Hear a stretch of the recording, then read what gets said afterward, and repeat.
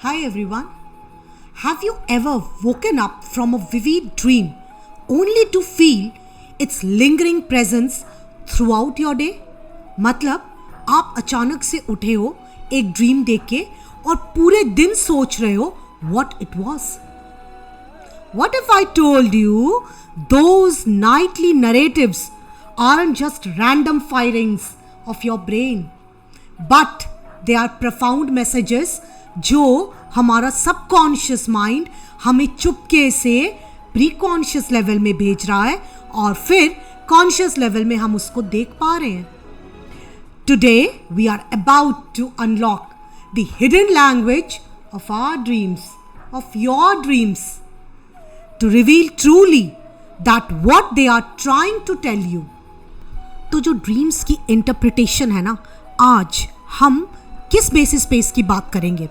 Why are we going to say that dreams are more than just dreams? They are not bizarre nightmares, or they are not just bedtime stories, nocturnal stories. They are more than that. And on what basis? It's on the basis of famous psychologists Sigmund Freud and Carl Jung, what they have portrayed dreams to be.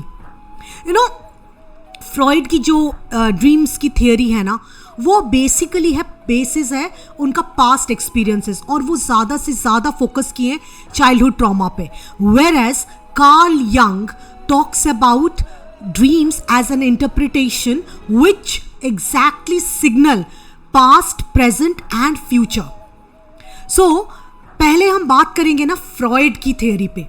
Freud की जो basic core idea था वो था dreams जो है disguised form है wish fulfilment की, और वो है एक तरह से हमारा जो अनकॉन्शियस वे है ना, जो रिप्रेस्ड आइडियाज़ है, पर्टिकुलरली हमारे जो desires, specially the sexual ones, वो एक सिंबलिक वे है to protect during sleep. And that's again one of the reasons why it is said that we need sleep. उस समय जो हमारा अनकॉन्शियस माइंड में, हमारा अनकॉन्शियस सेल्फ में जो सारे रिप्रेस्ड फीलिंग्स हैं ना, जो दब के हैं, वो वहाँ से आते हैं. और बिलीव मी, अगर ये उस समय ना निकले तो हमारा दिमाग फट जाएगा. We won't be in a state to face the world. So Freud जो है ना, वो ड्रीम कंटेंट बताते हैं. ये बेसिकली दो चीज़ों में डिवाइडेड है. एक है मैनिफेस्ट कंटेंट, जो एग्जैक्टली लिटरल स्टोरी है हमारे ड्रीम की, जो लिटरल मीनिंग है ना वो ड्रीम का, वो बताते हैं. और लेटेंट कंटेंट जो होती है वो जो हिडन है अनकॉन्शियस मीनिंग, मतलब आपके अंदर एक स्टोरी एक अनकॉन्शियस माइंड में रिप्रेस्ड है, वो आप बाहर नहीं निकाल सकते हो. चाहे वो लोक लज्जा हो, वर्ल्ड का फियर हो, लोग क्या सोचेंगे. तो अब क्या होता है ना, वो स्लीप में एक नया, एक अलग फॉर्म लेके वो निकलता है. अब फ्रॉइड ने उस चीज़ को क्या इंटरप्रेट किया है, उन्होंने ये कहा है कि ये एग्जैक्टली डिकोड करता है उस कंटेंट को जो हमारे रिप्रेस्ड मेमोरीज हैं. और वो और एक बहुत इंपॉर्टेंट बात बताते हैं. वो कहते हैं कि हमारी ड्रीम्स जो है ना, वो चाइल्डहुड ट्रॉमा से बहुत इन्फ्लुएंस्ड है. जो हमारे चाइल्डहुड के एक्सपीरियंसेस हैं वो अनकॉन्शियस लेवल में, सबकॉन्शियस में पाइल अप हो के वो एक टाइम फिर निकलते हैं ड्रीम्स में. अब आते हैं हम हमारे कार्ल यंग पे. कार्ल यंग बेसिकली वो ये कहते हैं कि ड्रीम्स जो हैं डायरेक्ट मैसेजेस हैं from the unconscious, providing a balance to one sided conscious attitude. Actually क्या है ना कि वो ये कह रहे हैं कि हमारा जो कॉन्शियस माइंड है वो ना चाहते हुए भी बहुत सारी चीज़ों को दबा लेता है, वो नहीं आगे बढ़ने देता है.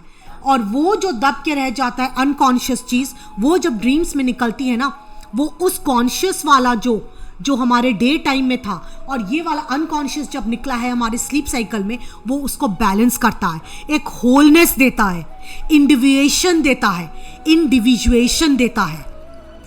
और हमारा वो बताते हैं कि ड्रीम कंटेंट जो है वो बोथ पर्सनल एलिमेंट्स, आर्कटाइपल इमेजेस. आर्कटाइपल का मतलब ये है जैसे कोई भी चीज़, जैसे ट्रीज, फायर, अब कहीं पर जो लोग जहाँ पर ट्रीज हैं भी नहीं, वहाँ भी ट्रीज को एक पूजा करते हैं, या फायर को एक एलिमेंट को। तो वैसे ही हमारा अनकॉन्शियस जो एक एलिमेंट को लेके उस चीज़ को, वो नहीं है एक्चुअली में, नहीं है, लेकिन वो चीज़ हमारे अंदर जो दब के है वो स्लीप साइकिल में, ड्रीम साइकिल में निकलती है, और हम एकम्प्लिश कर रहे हैं उस चीज़ों को, इमेजिन कर रहे हैं। कहीं ना कहीं वो एक अफर्मेशन की तरह भी वर्क करता है। और कार्ल यंग का जो बेसिस है वो बोथ फॉरवर्ड भी देखता है और बैकवर्ड भी। जैसे हमने अभी पहले डिस्कस किया, फ्रॉइड जो है वो, सिगमंड फ्रॉइड ने, उन्होंने बात किया है ड्रीम्स जो हैं वो बेसिकली इंटरप्रेट करते हैं हमारे पास्ट को, लेकिन कार्ल यंग जो कहते हैं वो कहते हैं पास्ट, प्रेजेंट और फ्यूचर, सब चीज़ को। सो यहाँ पर है बैकवर्ड और फॉरवर्ड, दोनों चीज़ को वो लेके चलते हैं। यहाँ पर वो कह रहे हैं कि वो एक्सप्लोर करता है कलेक्टिव मीनिंग्स। हमारे जो ड्रीम सिंबल्स हैं वो कलेक्टिव मीनिंग्स को, जो अनकॉन्शियस में, प्री कॉन्शियस में, कॉन्शियस में, सबको टुगेदर लाके रिकॉग्नाइज करता है। और कार्ल यंग की एक बहुत इंपॉर्टेंट चीज़ है, वो ये बताते हैं, उनकी जो ड्रीम की इंटरप्रिटेशन है ना, एक्सपीरियंसेस, वो यहाँ पर स्पिरिचुअल एक्सपीरियंसेस को बहुत मायने देते हैं।